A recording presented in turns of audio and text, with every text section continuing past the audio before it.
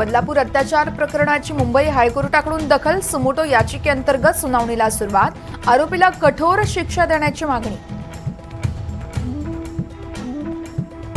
बदलापूर अत्याचार प्रकरणी गुन्हे शाखेचं पथक शाळेत दाखल, शिक्षकांची तपासणी होणार, शाळेतील सीसीटीव्ही कुठे आहेत याचाही तपास केला जाणार।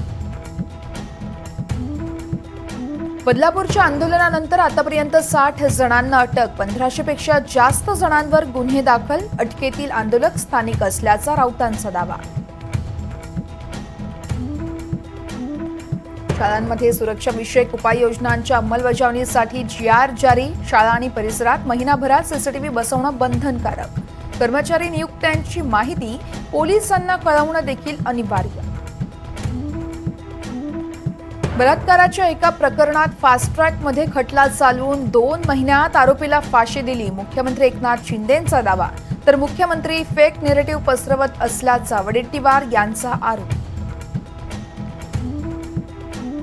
लाडक्या बहिणींनंतर राज्य सरकार लाडका शेतकरी योजना राबवणार, मुख्यमंत्री शिंदेंची घोषणा, शिंदेंनी लाडका शेतकरी नाही तर लाडका गद्दार योजना काढावी, राऊतांचा घणाघात।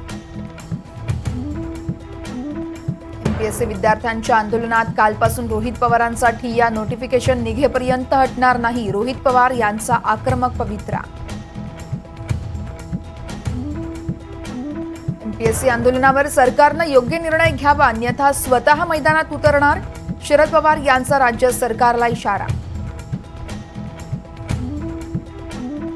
पोलंडमधल्या मराठी लोकांसोबत पंतप्रधान नरेंद्र मोदींचा मराठीत संवाद, जूनना आश्रय देणाऱ्या कोल्हापूरच्या संस्थानिकांचीही आठवण। पोलंडमधल्या कोल्हापूर मेमोरियल, पंतप्रधान मोदींकडून आदरांजली, तर मराठी लोकांशी मराठीत संवाद, कोल्हापूर संस्थानिकांचेही यावेळेस कौतुक।